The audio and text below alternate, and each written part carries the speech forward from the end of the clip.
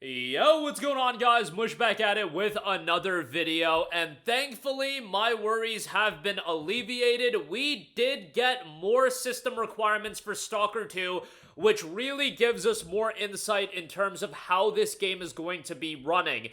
We had 2 tiers of system requirements that were available on Steam. That's just not enough. They were a little bit dated. Now we have more clarity 8 days before release, and I will give you the full breakdown of the system requirements. I do want to note our good friends over at Green Man Gaming do have Stalker 2 discounted. It is 15% off. Use the code NOV15. That's NOV15. You'll save 15%. You'll get the game for $51 instead of $60. It's a Steam code. Redeem it on Steam and you'll be good to go. The same applies for the Deluxe Edition and the Ultimate Edition.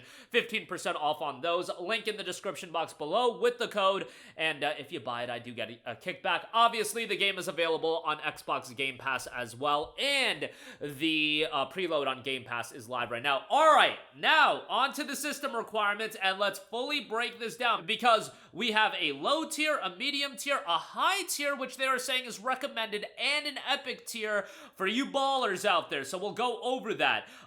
Just throw those recommended requirements out the window that are available on Steam because these are the ones that you want to look at, given that they're outlining that this is recommended. Okay, so low. 1080p 30 frames per second. You're looking at an Intel Core i7 7700K, AMD Ryzen 5 1600X, NVIDIA GeForce GTX 1060, or an RX 580, Intel Arc A750, 16 gigs dual channel memory. So, looks like the game will be playable on the 580, which I do find a little bit surprising, but that's for low settings, 1080p 30 FPS, so you know, it is what it is, but yeah, 580 still kicking. I mean, if an RX 580 is legitimately a GPU you could buy for like $40 or $50 in the secondhand market, so that's pretty incredible. Looking at the low requirements, I don't think this is going to be able to be ran on the Steam Deck just because of the RAM requirement, as well as this is, you know, it's going to be on the edge, I think. The RAM requirement is pushing me away from that, but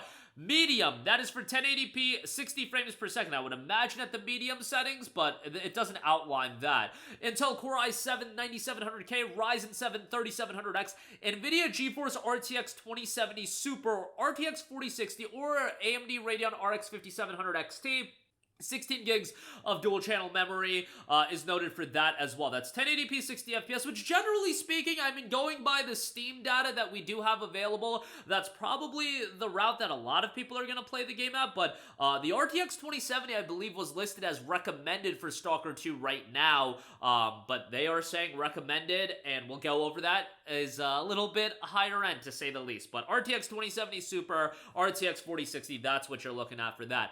High. Okay, so this is 1440p at 60 frames per second.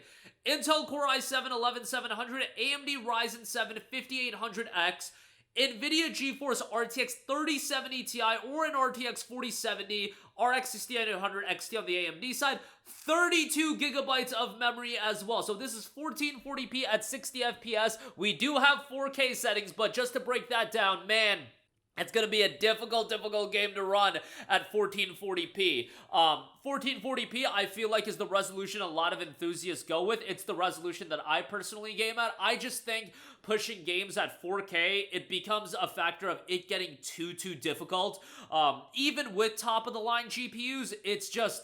yeah, you're getting into dicey territory. When it comes to games like Final Fantasy 16, playing that game at 4K, Stalker 2, as you'll see, playing it at 4K, it's just going to be a little bit more difficult. Are there GPUs that can push it? Yeah, and we'll go over it in a second, but it's for the ballers out there, let's put it that way. And I just think 1440p, generally speaking, with a decent PC, it'll cover a higher range of games at performance that are more in line with what I'm looking for. But that is for 1440p, 60 frames per second. And then Epic, 4K, 60 plus FPS. They note 60 plus FPS. Intel Core i7 13700KF, AMD Ryzen 7 7700X, NVIDIA GeForce RTX 4080 or an AMD Radeon RX 7900 XT. You know what? Since the RTX 4070 is recommended for 1440p 60, like, is the 4080 that surprising? No, it's still a fairly high-end GPU. 32 gigabytes of memory here as well. So, yeah, if you're looking to play the game at 4K 60 FPS, it's going to be relatively difficult to run.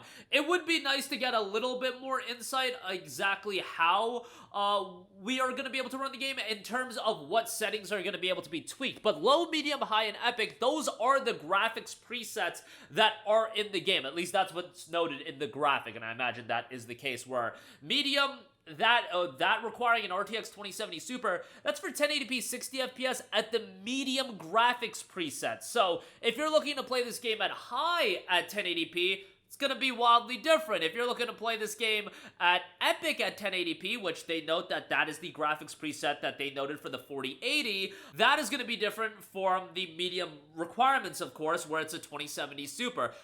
What I'm trying to say is, this is going to be a difficult game to run. I think everybody was expecting that. Like, graphically, if you look at this game, this is a visual delight, in my opinion. And when you got, you know, an immersive open world title like this, it's going to be a demanding game. So I don't find this all too surprising. I am happy that they dropped the 4 tiers of system requirements, because the 2 tiers, I just think people were going to get misled by that, because a 2070 was listed as recommended, and I think we have no baseline. What does recommended mean? And now they're letting you know what this actually means. At least a little bit more transparency. Actually, to be perfectly honest, quite a bit more transparency than just saying recommended. Recommended here in their own graphic, not the Steam page, in their own graphic, that's for 1440p 60 FPS. But that's not even maxed out. That's with the 3070 Ti or a 4070. That's at the high preset, and you're looking at 1440p 60 FPS. Oh, and it should be noted, they are noting 160 gigabytes for your SSD.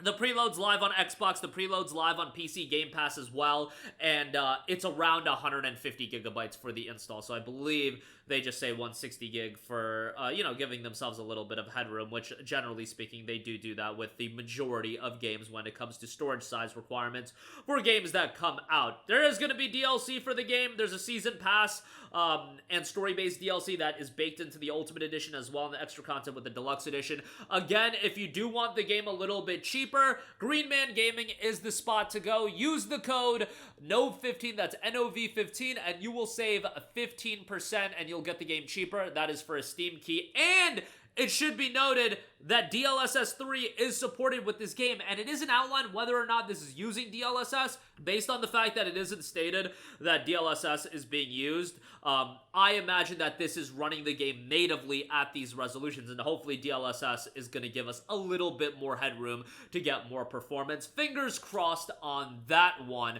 as far as that's concerned. But that is going to do it for me. Certainly let me know what your guys' thoughts in the comment section down below. Not too surprising that the game is super difficult to run. This was going to be expected, but, you know, I'm sure people are a little bit terrified as far as how it's going to run on their PC. Now, at the end of the day, the low preset is so low, like a 1060 or 580, you guys are going to cruise through that. It's when you get into running this game at the higher presets, high and epic, even at 1080p, running the game at higher epic, that's going to be where it's going to get a little bit dicey as far as if you don't have a high-end enough PC. But that'll do it for me. Let me know all of your thoughts down below. As always, guys, thanks for watching, and I will catch you guys in the next one. Peace out.